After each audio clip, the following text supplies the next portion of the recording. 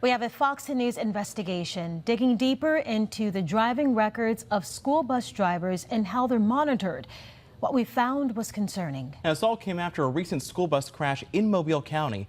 We wanted to check out the driver's driving record. FOX10 News reporter Ariel Mallory has been gathering information on this story for several days. And Ariel, you've been trying to speak with someone at the school system about the kinds of checks and balances in place for school bus drivers. And Ariel, just a couple of hours ago, you got some answers. Yeah, that's right, Lenise and Cameron, but we didn't get all the answers we were asking. Now, we also reached out to the Director of Transportation with the Department of Education. He says there used to be a system in place to flag whenever a driver is involved in an accident or is issued a ticket. But he says that system hasn't been working. So we wanted to know what is being done to make sure school bus drivers remain qualified to be behind the wheel. The bus was on its side. We had to go out the emergency exit.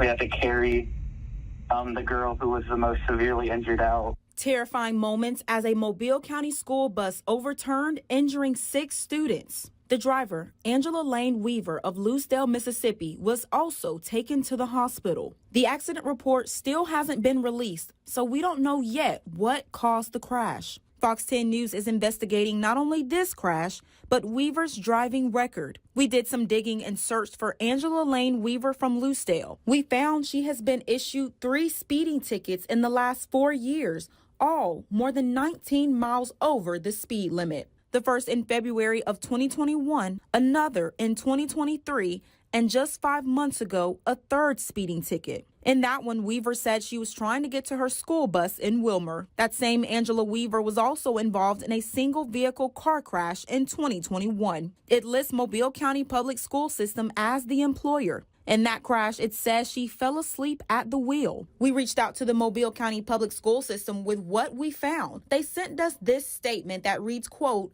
MCPSS issues a state-approved provider to conduct driving record checks annually. The last check on this driver was done in September, and it came back as clear. We are continuing our investigation and will take appropriate action. The driver you are asking about is on administrative leave. So to try to get some clarity on how bus drivers are monitored, we reached out to Chad Carpenter, the Director of Transportation for the Alabama State Department of Education. There's nothing we can put on a bus that makes it any safer than a well-trained, conscientious bus driver. Carpenter says to drive a school bus in Alabama, you first have to get a commercial driver's license or a CDL, then complete entry-level driver training, and finally pass a new school bus driver certification class. But too many points on a license due to tickets or accidents can cause a person to lose their CDL. If they accumulate enough points, and all of this is through ALEA, the Alabama Law Enforcement Agency, then that CDL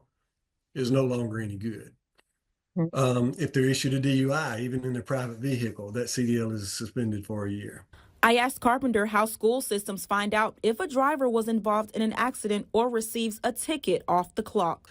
It's best practice for them to come tell their immediate supervisor at their employer. There's nothing by law that says technically they have to do that, but our school systems have the ability to do what's called an MVR, or motor vehicle report request. Carpenter tells me running an MVR report should be done by a school system at least twice a year, and it's offered for free through a partnership with ALEA.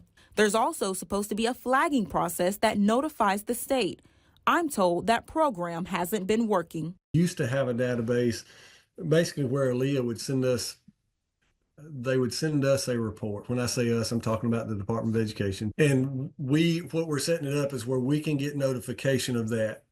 We used to have a system like that, and we've realized recently it's not working like it should. And so, again, I've been in conversation this morning with a representative from ALEA about our IT people working with their IT people to make sure the systems are talking to each other as they are.